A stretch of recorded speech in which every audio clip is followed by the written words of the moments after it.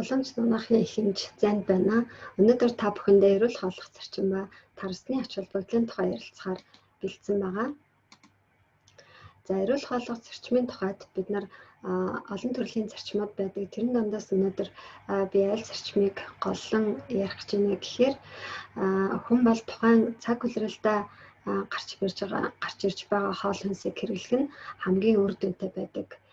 Энэ тухай юм. Тэгэхээр тухайн одоо цаг үед ургаж байгаа ургамал, жимс, ногоо гэх мэтчлэн эдгээр одоо зүйлсүүд хоол хүнсэнд бол тэр улиралд хүнд хэрэгтэй шин тэжээлийн бодис, аминдын эрдэс гэх мэтчлэн бүхэл бодисууд нь шингэсэн байдаг учраас тухайн одоо улиралдаа гарч ирж байгаа жимс, ногоо, хоол хүнс эдгээрийг тэр улиралдаа хэрэглэх юм бол хамгийн тохиромжтой байдаг. За тэгвэл нь намар юугаараа баян байдаг юм бэ? Намар бол Монголын хувьд жимс, ногоо хамгийн одоо илбэг байдаг. Жимс өөрөө боловсрч ургана тийм ээ.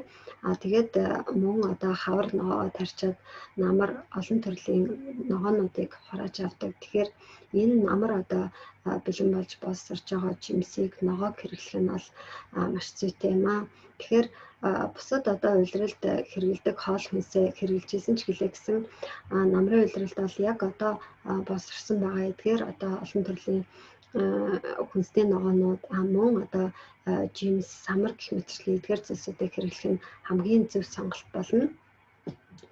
За тэгээд энэ олон төрлийн жимсүүд дундаас өнөөдөр одоо миний онцолж байгаа жимс бол тарс байгаа. За тарсны хувьд 92% нь ус, 6% нь бол чихэр байдаг гэж ингэж үздэг. За эдгээрээс гадна эслэг, пектин их агуулгаддаг. В1, В2, В5, В6, С, ПП, фолийн хүчил гэх мэтчлэн олон төрлийн аминдимууд агуулгаддаг. Мөн L-цитрулийн, аргинин, лизин гэх мэтчлэн амийн хүчлүүд агуулгаддаг байгаа. За мөн бета-каротин, ликопен агуулгадна. Каль, магний, никель, төмөр, манган, фосфор гэх мэтчлэн олон төрлийн макроэлементүүд тарсанд агуулгаддагаараа хамгийн одоо онцлог жимс болдог. За тэгэхээр эдгээр одоо найрлагуудаас би онцлоод L-цитрулийн хэмээх амийн хүчлийг авч үзье. За энэ амийн хүчил бол өөрөө үл орлогдох амийн хүчил. Энэ маань юу гэсэн үг вэ гэхээр хүний биед нийлэгжиж бий болдгоо гаднаас бэлэн авдаг ийм одоо амийн хүчлээ гэсэн үг. Тэгэхээр энэ L-цитрулийн бол хүнд хүч тамирыг маш сайн өгдөг ийм амийн хүчил учраас тамирчид бэлнээр энэ L-цитрулийн гэхээр авч хэрэглэдэг. За энэ маань яадаг вэ гэхээр биеийн хүчний ачааллыг даах чадварыг нэмэгдүүлдэг, булчингийн ажлыг дэмжиж өгдөг. Мөн одоо тамирчдын бас нэг айдаг зүйл юу гэдэг вэ гэхээр альва энэ биеийн хүчний зүйлийг хийж байгаа үед ялангуяа тэмцээн оролдоонд оролцож байгаа үед амархан ядрах вэ гэдгээс одоо айдаг. Тэгвэл энэ L-цитрулийн бол өөрөө ядралтыг бууруулдаг ийм онцлогтой амийн хүчил байгаа. За тэрнээс гадна булчингийн ажил хийхэд бол булчинд сүүний хүчил их хэмжээгээр үүсдэг. Тэгээд энэ сүүний хүчил хэмжээгээр үүсэх нь тухайн булчин хөндөөр болох. Тэгээд одоо хүчтэй ийм бие хүчний ачаал авсны дараа булчин ядрах, ийм булрах гэх мэтчлэн ийм шинж тэмдгийг үзүүлдэг юм байдс байдаг. Тэгвэл энэ сүүний хүчлийг амархан саарнажуулах мөн одоо цуснд үүссэн аммиакийг бочивын хэлбэрээр биеэс гадагшлуулах, мөн азот агуулсан нэгдлүүдийн төвшинг бууруулах гэх мэтчлэн олон талын ач холбогдолтой учраас L-цитрулийн тамирчид бэлнээр одоо авч хэрэглэдэг. Тэгвэл одоо тамирчин бэлтгүй энгийн жирийн хүмүүс маань заавал одоо тамирчдын уудаг энэ бүтээгдэхүүнийг уугүйгээр харин тарсыг идэхэд яг л энэ L-цитрулийн үзүүлж байгаа нөлөөг бол биедээ авдаг юм онцлогтой байгаа. Ер нь одоо L-цитрулийн бол тарсанд нэлээд хэмжээгээр агуулгаддаг гэж ингэж судалж үзсэн байдаг. За дараагийн нэг агуулгадаг бодис нь ликопен байдаг. Энэ ликопен бол өөрөө тарсны өнгийг мөн одоо улаан лойлны улаан өнгийг бий болгодог ийм бодис байгаа. Тэгээд энэ ликопен өөрөө яадаг вэ гэхээр цусан дахь бага нэгтралтай липопротеид хэмээх ийм бага нэгтралтай өөх төстэй холбогддог. Ер нь бол бидний биед байгаа өөх төснүүдийг бага нэгтралтай өөх тус, их нэгтрэлтэй өөх тус гэж ингэж хоёр ангилдаг. Тэгээд их нэгтрэлтэй өөх тус нь бол бидний бие махбодод хэрэгтэй өөх тус нь байдаг бол бага нэгтрэлтэй өөх тус нь бидний биед хор хөнөөлийг учруулдаг ийм өөх тус байдаг. Тэгэхээр энэ бага нэгтрэлтэй липопротеид буюу бага нэгтрэлтэй өөх тус маань яадаг вэ гэхээр бидний энэ судасны дотор ханд очиж суугаад тэгээд энэ судасны хүндийг нарийнхан болгодог. Тэгээд судасны хүндийн өөрөө нарийнхан болчингууд энэгээр эргэлдэж байгаа цус бол одоо нэлээд өндөр даралттай байж энэгээр нэвтрэх боломжтой байдаг учраас энэс шалтгаалan усны даралт ихсэх өвчин бий болдог. За тэгээд одоо судас хатуурал гэж хүчнийг ярьдаг шүү дээ. Одоо тархины судас хатуурсан гинэ гэх хүмүүс сонсч байсан баг. Тэгэхээр энэ судасны хатуурал гэж зүйлийг үүсгэдэг энэ одоо хүчин зүйл нь юу юм бэ гэхээр энэ судасны ан алдсан бага нэгтрэлтэй липопротеид. Тэгээд энэ ликопен бол өөрөө судаснд одоо эргэлдэж байгаа энэ бага нэгтрэлтэй липопротеидтэй нэгдээд энийг биес гадагшлуулах ийм онцлогтой юу бодис байгаа. Тэгээд энэ мөн одоо холестерины түвшинг буруулна, судасны хатууралтай даралт ихсдэг гэх мэтчлэн олон төрлийн эмгтийн үед бол энэ сайнаар нөлөөлдөг ийм одоо гайхалтай бодис байгаа. За ер нь энэ тарсан дагуулгадж байгаа олон төрлийн шимт хичээлийн бодисууд маань хүнд ямар нөлөөг үзүүлдэг юм бэ гэхээр бие махбодын эсийн гаднах болон эсийн доторх шинний харьцаг доктортой болгоод биеийн хүчин шүлтийн тэнцвэрийг хангадаг байгаа. Ер нь бол бид ямар нэг хямрал явагдахад биеийн хүчин шүлтийн тэнцвэр алдагдсанаас болоод дараагийн хямралууд үүсдэг.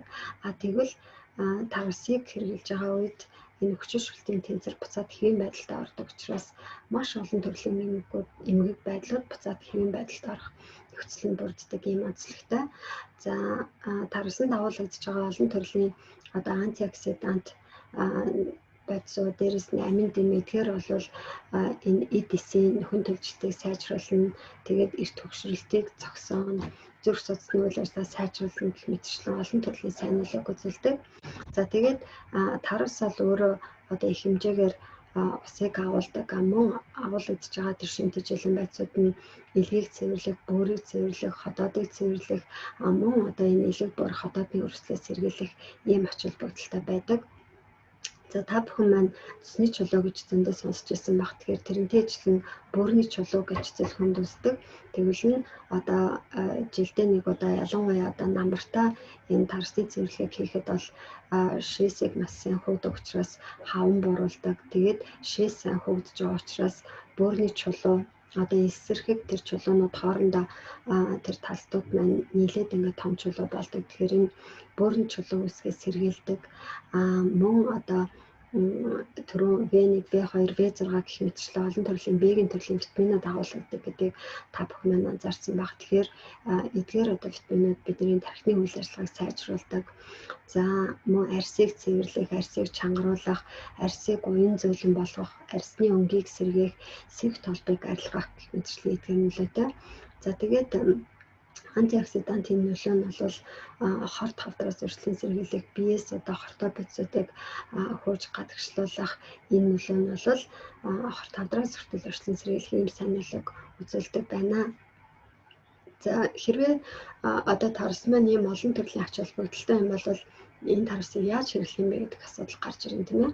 Тэгэхээр эхний ээлжинд одоо ямар сонголт байж болох вэ гэхээр та өглөөнийхөө цайг уучаад өдрийнхөө хоолыг идчихэд харин оройн хоолоо идэхийн оронд зөвхөн тарсаа идээд одоо өөр зүйл хэрэглэхгүй байх. Өөрөөр хэлбэл оройн хоолоо тарсаар орлуулах нэг сонголт байна. За дараагийн нэг сонголт юу вэ гэхээр хэрвээ та хоолны дэглэм барьж үзсэн тодорхой хугацаанд мацаг барьж үзсэн юм бол тарсны дэглэмийг барьж болно. Өөрөөр хэлбэл энэ тарсны дэглэм барьж байгаа үед бол 3 хоног тарс идээд тэрнээс өөр ямар ч зүйл идэхгүй хажуугаар нь одоо ус шингэн зүйл байгаад ингээд тарсны дэглэмийг 3 хоног барьж олно. За дараагийн бас нэг сонголт хэрэглэж болох арга маань юу гэхээр тарсны үрийн цайг бэлтгээд ууж олно. Ингэхдээ бол тарсны үрийг бүгдээрээ хатааж агаад тэгээд хатаасныхаа нутаглаад 500 мл усанд нэг халдварыг хийгээд цай одоо чандаа шиг зөөлөн гал дээр буцалгаад цай хийгээд ууж болно. За түрүүн арсыг чангалах, арсны өнгөсийг сэргээх гэд бас арстай холбоотой нэлээд олон ач холбогдлуудыг дурдчихсан тийм ээ. Тэгэхээр энэ үед бол нүүрэндээ маск тавьж болно. За хэрвээ таны арс хуурай болон хэвийн арстай бол нэг цайны халбар тарсны шүүсэн дээр тарсны өр 2 цайны халбарыг нэмээд өндөгний шараар хутгаад 15 минут тавина. Тэгээд 15 минут болсныхаа дараа бол хүүтэн усаар шавшиж нүрээ угаад энэ маск авах нэ. За хэрвээ туслаг арстай бол 2-3 тусал нэмгний шүүс дээр нэмж өгнө. За мөн одоо хаван болох зорилгоор нэг халбаг тарсны өрөн дээр нэг халбаг цөгийн бол нэмээд за 2-3 халбаг орчим бүлээн ус хийж хутгаж байгаа. Тэгээд энийг 2 удаа уух юм бол өдөрт 2 удаа авах юм бол энэ бас маш сайн хам болоодаг байгаа. За зүгээр дан одоо энэ тарсны дэглэмийг барьж байгаа үед ч гэсэн заавал ингэж уугаагүй байхад бол ер нь шээс маш сайн хөөдөг. Тэгээд одоо тодорхой хэмжээгээр бол хаван бодог байгаа. За тарус ер нь аливаа зүйл хичнээн сайн ч гэлээ гэсэн тодорхой одоо хэм хэмжээг баримтлах хэрэгтэй. Тэгэхгүй болвол одоо хүний биед им болж байгаа зүйл маань хэмжээ нэвтрүүл хорч болох юм магадaltaй. Тэгэхээр дан тарсны дэглэмийг баримталж байхдаа бол өө эн чинь сайн юм байна гэдээ одоо 3-аас олон хоногор үргэлжлүүлэх хэрэггүй. Дан тарсны дэглэмийг бол та 3 өдөр л барихад хангалттай. За хэрвээ та бүрний чулуутай эсвэл цэсний чулуутай бол эмчийн зөвлөгөөг авч байж бүгдээрээ энэ бүрний одоо тарсны цэвэрлэгээ тарус олон гэрээ тхэн зүйлийг хийж болно. Хэрвээ одоо бүрний чулуутай, цэсний чулуутай болвол бүгдээрээ маш болгоомжтой хандах хэрэгтэй, эмчийн зөвлөгөөг авах хэрэгтэй гэдгийг санаарай. За тарусыг ихээр идж байгаа үед бол бөөрийн үйл ажиллагаа, зүрх судасны үйл ажиллагаа 2-3 дахин идэвхждэг учраас зүрх судасны хямралтай, эсвэл нь артерийн даралт ихсдэг, эсвэл нь бөөрийн дутагдaltaй хүмүүсийн хувьд бол янз бүрийн хямралууд бий болж болох учраас дан тарсаар дэглэм барьж болохгүй. Харин түрүүн одоо хэрэглэх аргууд дээр үрээр нь цайчнаад ууж болно гэж хэлсэн одоо өөр тэр зүүн малтаа халиад хаван хөөх зорилгоор хэрэглэж болно гэсэн тэдгээр аргуудаар л хэрэглэж болно. Тэгээд зарим маань бас жимсээр нь хэрэглэхгүй одоо тарсны үрийг хэрэглэхээр магадгүй одоо бага үр дүнтэй байдаг гэж бодож иж магадгүй. Гэтэл тарсны өрөнд бол яг жимсэндээ агуулгадж байгаагаасаа бүрч одоо илүү хэмжээгээр амин дэм шимт хичээлтэй бодисод нь агуулгаддаг гэж ингэж үздэг учраас тарсыг одоо идэхтэй бол нэг бол ястай өртөө нийдэх, нэг бол үрийг нь авч байгаа тохиолдолд бол хаяггүйгээр хадгалж агаад тэгээд дараа нь утаглаад ингээд тарсны цай болгож явах юм бол маш их үр дүнтэй, тэгээд сайн ч өөрөө их гоё амттай, юм таламжтай байдаг. За ингээд өнөөдрийн одоо мэдээлэлд маань анхаарал тавьсанд баярлалаа. Та бүхэндээ эрүүл хэхийг хүсье.